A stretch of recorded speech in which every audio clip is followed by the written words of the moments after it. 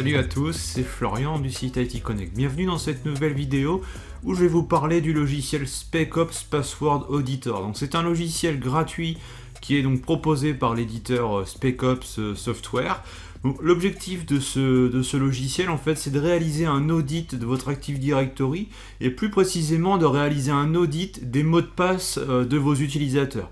Notamment pour détecter ceux qui ont des mots de passe trop faibles ou voire même des mots de passe vulnérables.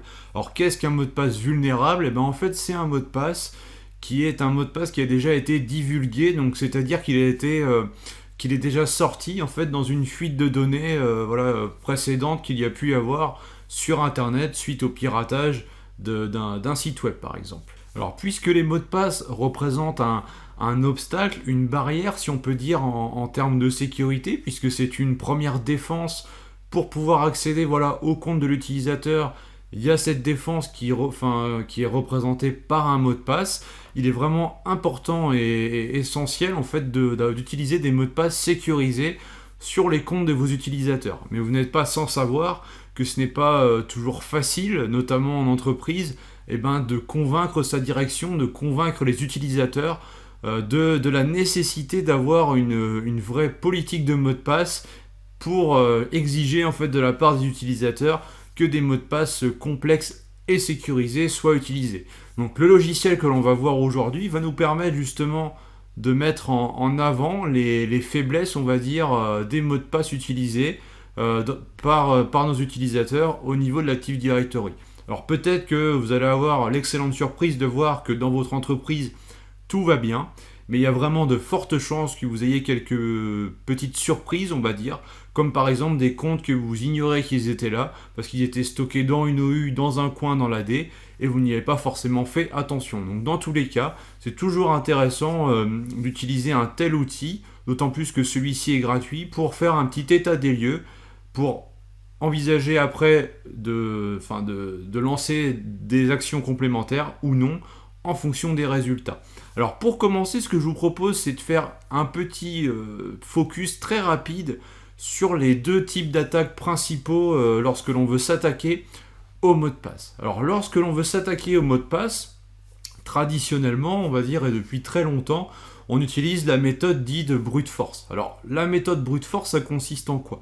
Ça consiste à cibler un compte utilisateur et à essayer de se connecter sur ce compte-là en testant un maximum de combinaisons possibles, vraiment de manière pas du tout discrète et de manière brutale, on va dire, donc ça porte bien son nom. On va essayer de se connecter sur ce compte-là, en envoyant des mots de passe différents, en espérant de tomber sur le fameux mot de passe qui va fonctionner et nous donner accès à ce compte-là. Donc pour tester les combinaisons, on va pas sortir le dictionnaire Larousse, on va prendre des dictionnaires spécifiques avec des dizaines de milliers, voire de millions de mots de passe, de combinaisons. Là aussi, éventuellement issus de piratages précédents pour avoir une base de mots de passe cohérente et on va tester les combinaisons. Donc ce n'est pas du tout discret comme méthode puisque on va vraiment y aller un peu en mode brutal. Donc en fait les systèmes de sécurité de nos jours sont capables de détecter assez facilement une attaque de ce type. Typiquement dans l'Active Directory, si la politique de mot de passe est correctement configurée, si par exemple quelqu'un essaie de se connecter en moins d'une minute 5 fois sur un compte et qu'à chaque fois c'est en échec, c'est un petit peu louche et donc là par sécurité on va venir verrouiller le compte pour justement bloquer la tentative de connexion, les tentatives de connexion infructueuses. Et ensuite on a un autre type d'attaque qui est donc l'attaque dite de password spraying. En fait là c'est un petit peu différent, ça se rapproche d'une attaque brute force, sauf que là il y a quand même une réelle volonté de rester discret en fait. Alors là ce qu'on va faire, c'est qu'on va pas cibler un seul compte, mais on va en cibler plusieurs. Et on va prendre un mot de passe, on va l'essayer sur le compte A, après sur le compte B, sur le compte C, et on va faire comme ça un enchaînement sur plusieurs comptes. Et après on va prendre un autre mot de passe et on va recommencer, en espérant à un moment donné réussir à déverrouiller l'accès sur un compte. Alors l'avantage c'est que quand on le fait sur le compte A et après le temps qu'on passe à tester sur les autres, et pendant ce temps-là, le seuil qui fait qu'on va détecter l'attaque, en gros le temps tourne et donc ça joue en la faveur de l'attaquant puisqu'il a moins de chances, on va dire, de se faire détecter par un système qui va venir vérifier le nombre de tentatives infructueuses sur un compte dans un laps de temps, puisqu'il va s'attaquer à plusieurs comptes en même temps. Alors si vous avez une quantité, on va dire, importante d'utilisateurs, il y a des chances que dans le lot, il y en ait plusieurs qui utilisent des mots de passe pas très sécurisés, et donc que ce type d'attaque finisse par aboutir. Après, ce ne sont pas des attaques qui sont indétectables, parce que potentiellement, si l'attaquant utilise une machine unique pour s'authentifier avec les comptes utilisateurs, on peut faire un petit peu après, on peut voir une corrélation entre le fait que depuis cette IP-là, il y a des tentatives diverses et variées vers plusieurs comptes différents, et donc là on peut estimer vraiment que c'est suspicieux. Et donc qu'il s'agit d'une action malveillante de la part de quelqu'un qui essaie de se connecter avec les comptes de vos utilisateurs. Alors maintenant que le décor est planté, je vais rentrer un petit peu plus dans le détail de l'outil SpecOps Password Auditor. Alors je vais rapidement vous lister les fonctionnalités principales du logiciel, et puis après on va passer directement dans la démo. Ce sera beaucoup plus sympa et beaucoup plus concret. Alors SpecOps Password Auditor, en fait, il va donc analyser l'Active Directory et s'intéresser aux mots de passe, comme je le disais. Il va vous sortir un rapport avec différentes informations, comme par exemple les comptes avec des mots de passe vides, les comptes avec des mots de passe identiques, ou les comptes avec des mots de passe divulgués, c'est-à-dire des mots de passe qui sont déjà sortis dans des fuites de données. Donc il y a vraiment une comparaison qui va s'effectuer. Le logiciel, pour fonctionner, va aller lire différents attributs au niveau de l'annuaire Active Directory, comme par exemple le PW Last Set qui correspond à la date de dernière modification d'un mot de passe. Il va aussi aller lire les hashes de vos mots de passe pour les comparer en fait avec ces bases.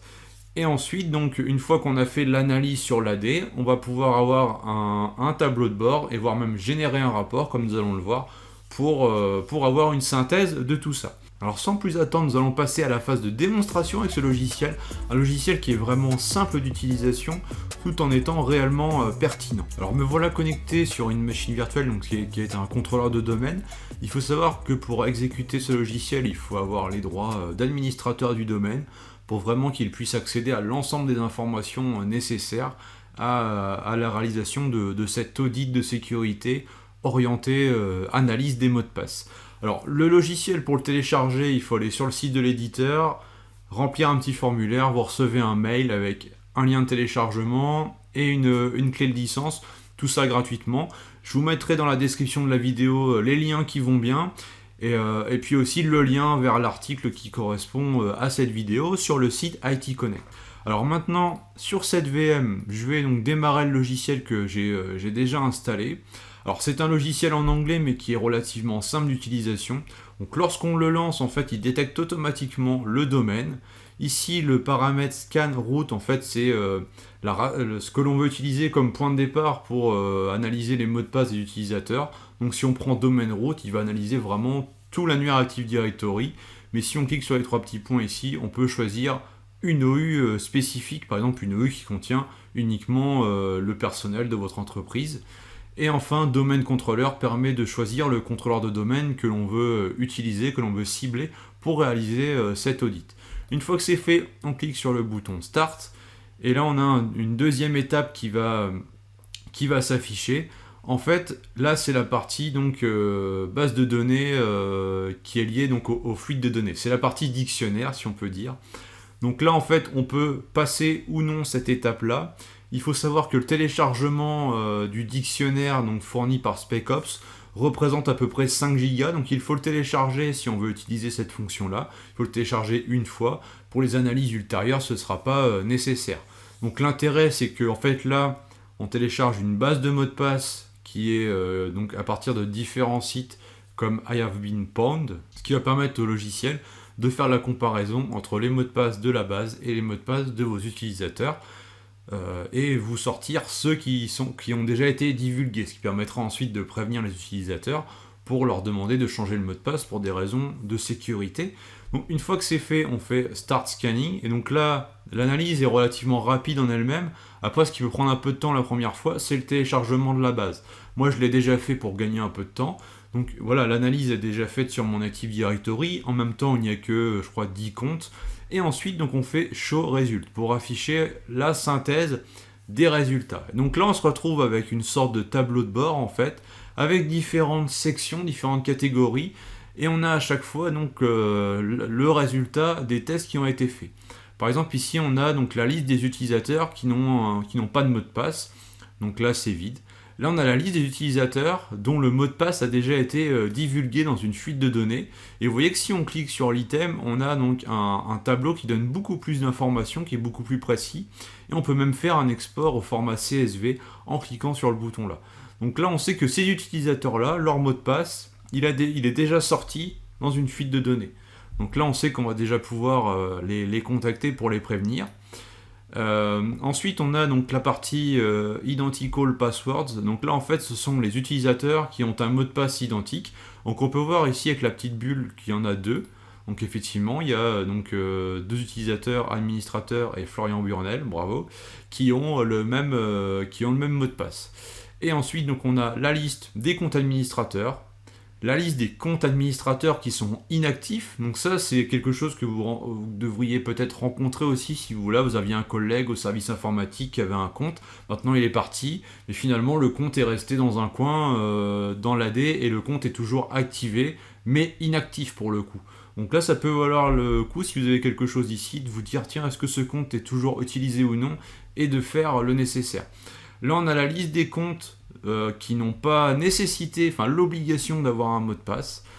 Ici, donc là on voit qu'on a 7 comptes où le mot de passe n'expire jamais. Là on n'a aucun compte, mais en gros ici ça permet de voir les comptes où le mot de passe va bientôt expirer en fait. Et on peut même gérer ici, modifier le nombre de jours, et comme ça te permet de voir, par exemple dans 60 jours, qui sera concerné par ce cas de figure.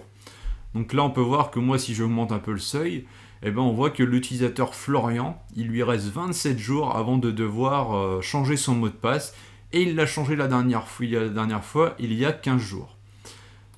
Donc ensuite on a donc les comptes où le mot de passe est expiré. Password Policies nous liste en fait la liste des politiques de mot de passe de notre annuaire Active Directory. Donc si vous utilisez les stratégies de mot de passe affinées, vous allez avoir beaucoup plus d'informations ici. Moi pour ma part j'ai uniquement la politique en fait qui est liée au domaine, c'est pour ça que j'ai qu'une entrée. Et dans le cas où vous en avez plusieurs, vous avez un petit graphe à droite en fait qui vous donne la répartition entre vos différentes politiques de mot de passe. Donc la répartition en termes d'usage bien sûr.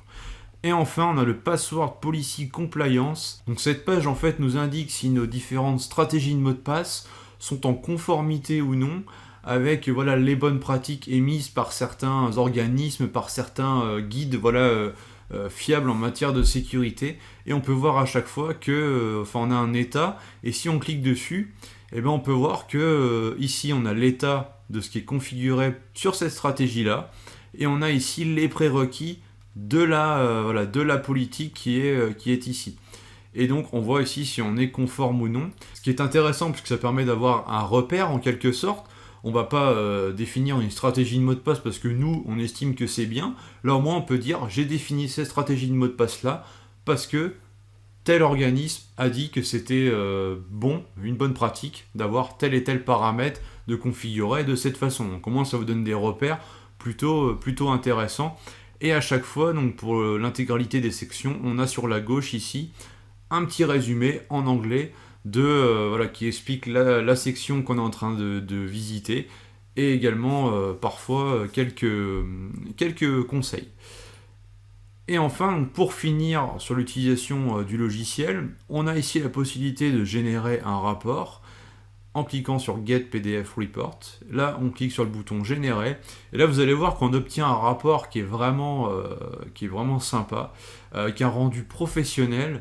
C'est vraiment dommage que ce soit en anglais. En tout cas, pour l'instant, c'est en anglais. Peut-être que ça viendra dans une autre version avec un rapport en français. Mais vous allez voir, c'est vraiment quelque chose de plutôt sympa. Alors, une fois que le rapport est généré, il s'ouvre dans votre lecteur PDF. Vous voyez là on peut voir déjà qu'on a une belle page d'accueil avec le rapport pour le domaine en question, la date, le domaine et la racine pour l'analyse. Et ensuite donc on a une première page qui est un petit peu un résumé avec une note globale sur 100 ici. Donc plus la note est élevée, plus votre infrastructure est en bonne santé on va dire et sécurisée tout cas d'un point de vue de gestion des mots de passe. Et ensuite, on a donc une page pour chacune des catégories, où on retrouve une petite synthèse en haut à droite dans un encart. Et en dessous, on retrouve les mêmes tableaux que l'on a vus tout à l'heure, avec la liste des salariés pour chaque catégorie en fait. Donc là, en gros, vous prenez ce rapport-là, vous allez voir votre chef, votre direction, vous lui dites voilà, actuellement au niveau de la stratégie des mots de passe, on n'est pas bon, pour telle et telle raison, j'ai utilisé un logiciel d'audit, on ne respecte pas les bonnes pratiques, voilà, ça vous fait en tout cas quelque chose de concret pour pouvoir enclencher derrière éventuellement d'autres actions pour appuyer votre motivation quant à la mise en place d'une politique de gestion des mots de passe. Donc voilà en tout cas pour ce logiciel gratuit et relativement simple d'utilisation, comme je le disais, mais vraiment pertinent dans la façon dont les choses sont présentées et analysées. En tout cas, il faut savoir que SpecOps donc, propose un autre logiciel qui est SpecOps Password Policy, donc, qui est payant quant à lui, mais qui va permettre un petit peu de corriger tout ce qu'on vient de voir là, de vous aider à mettre en place des stratégies de mot de passe en allant beaucoup plus loin que ce que permet l'Active Directory nativement.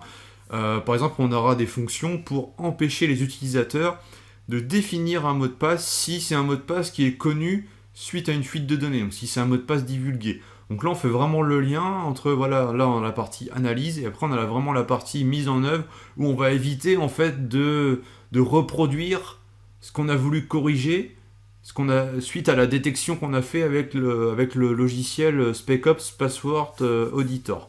Donc c'est vraiment voilà, en deux phases, première phase d'analyse, et si vous voulez aller plus loin dans la mise en œuvre, soit vous faites avec les moyens du bord de ce qui est fourni avec l'Active Directory, ou alors sinon voilà, faut acheter une autre solution, un autre logiciel, comme celui que propose SpecOps. Donc en tout cas, je vous mettrai également le lien de ce second logiciel si vous voulez l'essayer, parce qu'il est possible de l'essayer également. Donc voilà en tout cas pour cette vidéo, pour ce logiciel. Je tenais quand même à vous sensibiliser sur cette notion de gestion des mots de passe, de politique de mots de passe, c'est vraiment très important et ça représente une première barrière de protection pour l'accès à vos comptes utilisateurs.